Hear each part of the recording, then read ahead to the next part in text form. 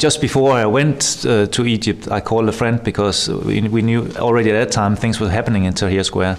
So I got information from a friend who is married to an Egyptian and come to Cairo often about where the best hotel would be to stay in, and it was called the Shepherd.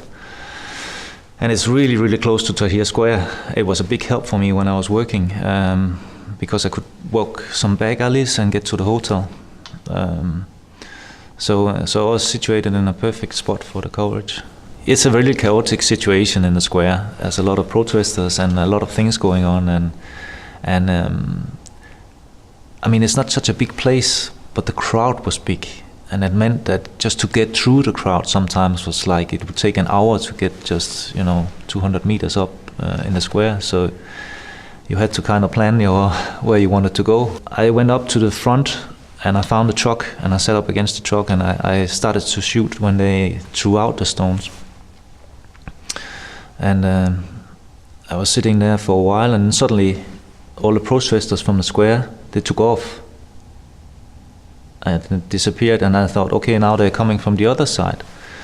So I turned the camera around, and I sit and wait, and they come running, a crowd running, and I start shooting. And one guy, he come sprinting up to me, and he kicked me right in the face. I mean, right in the camera. In the last second, I pull off the camera, and he kicked the camera, and it hits my cheek, and really hard, and I'm like dizzy, and I have blood in my eye when I open my eye, so I think my eye is injured. And it's totally crazy at this time. There's so many people running around and screaming and shouting, and stones everywhere, and I think, okay, I have to go up towards the Mubarak supporters because it's more safe than getting back. Then I'm gonna have to pass through all this stone thing.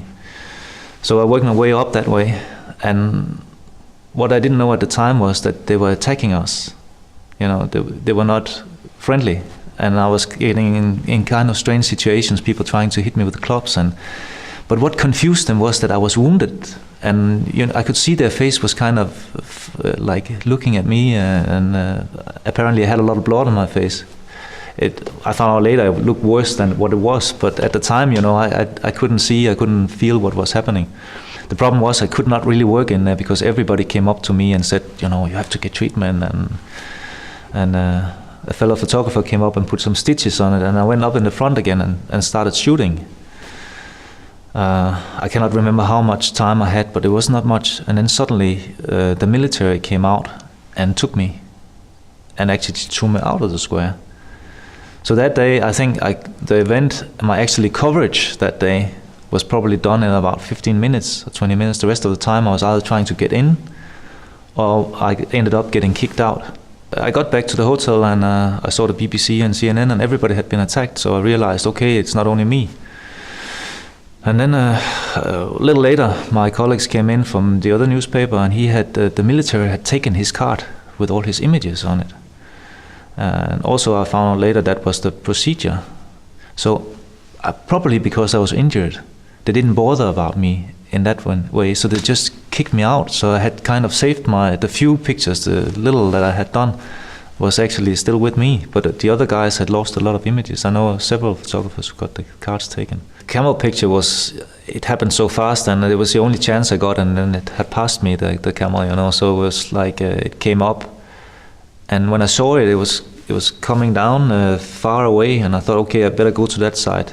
And then I came, and I got so close that I was like, wow, man, it's coming towards me. I have to step aside, and I step aside, and the guy is throwing a stone, and I get the frame.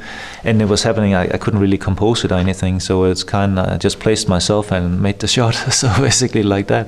I cannot remember the days really, because they keep kind of float together, but one of the days they started shooting people in the square. Up in the front. I was up in the front because I wanted to cover this. This was the story I was going for, that they tried to keep the square. I knew that already then. So I was working a lot up in the kind of the front area of where things were happening. And suddenly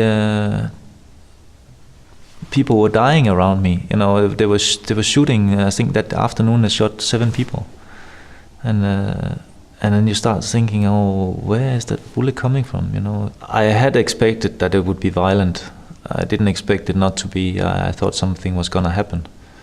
And you know, when you go places like that, you always expect, you have to be open because anything can happen, you know, at any time.